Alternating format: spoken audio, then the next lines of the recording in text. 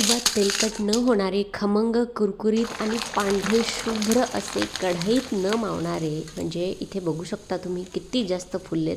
3 ते 4 पट हे पापड फुलतात आणि करायलासुद्धा खूप जास्त सोपे आहेत. तर आज बनवणार आहोत साबुदाण्याचे मस्त काचेसारखे पांढरे शुभ्र पळीपापड. तर सगळ्यात अगोदर आपल्याला इथे साबुदाणा भिजत घालायचा आहे.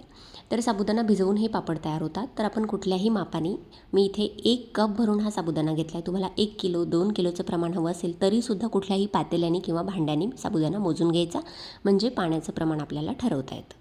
साबुदाणा स्वच्छ आपण एक वेळेस धुवून घेतला, जास्त चोळून धुवायचा नाही. त्यानंतर साबुदाणा बुडेल किंवा अर्धा इंच त्यावरती पाणी राहील अशा पद्धतीने साबुदाण्यावरती पाणी ठेवून रात्रभर किंवा 8 ते 10 तासांसाठी तरी साबुदाणा मिनिमम भिजला पाहिजे.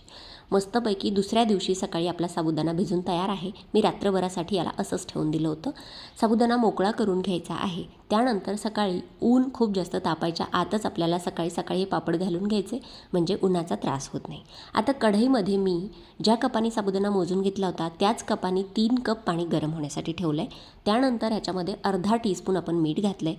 मोकळा करून घेतलेला जो साबुदाणा आहे आपल्याला या पाण्याला छान उकळी आली की याच्यामध्ये हळूहळू अशा पद्धतीने सोडून घ्यायचं आहे. पाण्याला उकळी आल्यानंतरच साबुदाणा घालायचा आहे.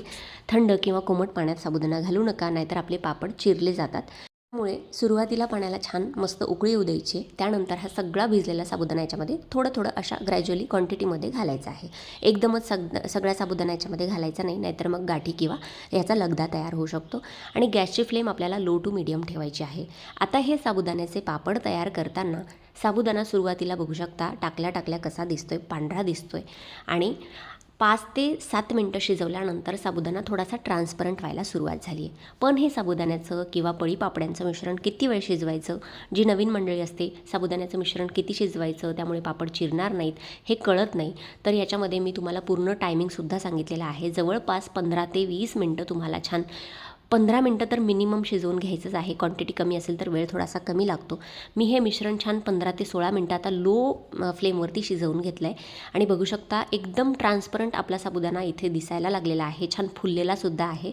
त्यानंतर आपल्याला कुठल्याही प्लास्टिकच्या शीटवरती, कापडावरती अशा पद्धतीने याचे पळीपापड घालून घ्यायचे आहेत. खूप जास्त पातळ याला स्प्रेड करायचं नाही, कारण हे वाळल्यानंतर अजून जास्त पातळ होतात.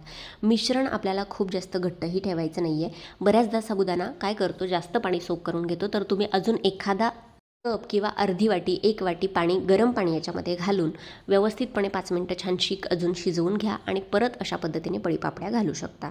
तर आज मी जे प्रमाण सांगितलेलं आहे एकदम व्यवस्थित आहे. आता उन्हामध्ये आपण हे पळीपापड छान सुकवून घेणार आहोत. एका दिवसामध्ये छान हे साबुदाण्याचे कुरकुरीत असे पापड किंवा काचेसारखे दिसणारे काचपापड जे आहेत ते वाळवून तयार होतात. मस्त कडकडीत उन्हात मी याला वाळवून घेतलेलं आहे. बघू शकता एकदम छान ट्रान्सपरंट माझा हातसुद्धा ह्याच्यामधून दिसतोय. इतके जास्त पातळ काचेसारखे दिसतात आणि पांढरे शुभ्र तयार होतात. तर हे उपवासाला चालणारे जे पळीपापड आहेत तुम्ही सुद्धा नक्की ट्राय करून बघा. आता हा जो पापड आहे तुम्हाला तेलामध्ये तळून दाखवते. 3 ते 4 पट हा पापड जो आहे तो फुलतोय आणि मस्त पांढरा शुभ्र रंग आला याला. 1 वाटी किंवा 1 कप साबुदाण्यापासून मस्त 20 ते 25 पापड मध्यम आकाराचे तयार होतात. अशा पद्धतीने हे जे पापड आहेत अजिबात तेलकटसुद्धा होत नाही आणि फक्त साबुदाणा वापरला आहे आपण याच्यामध्ये, अजिबात बटाटा वगैरे सुद्धा वापरलेला नाही आहे. तर हे जे साबुदाण्याचे काचपापड किंवा पळीपापड आहेत तुम्हीसुद्धा एकदा नक्की करून बघा. खूप जास्त हलके होतात, तेलकट होत नाही, उपवासाला खाऊ शकता आणि मुलांनासुद्धा हे पापड खूप जास्त आवडतात.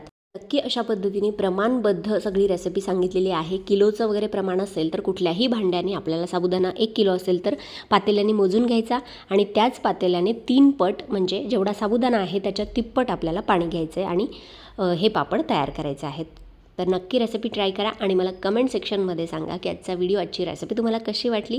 रेसिपी मनापासून आवडली असेल तर भरपूर या व्हिडिओला लाईक करा, शेअर करा आणि असेच नवनवीन व्हिडिओज आपल्या चॅनलवरती बघण्यासाठी चविष्ट महाराष्ट्र आपल्या मराठी यूट्यूब चॅनलला सबस्क्राईब करायला विसरू नका. चला भेटूया पुढच्या व्हिडिओमध्ये. तोपर्यंत धन्यवाद. Thanks for watching. Take care. Bye bye.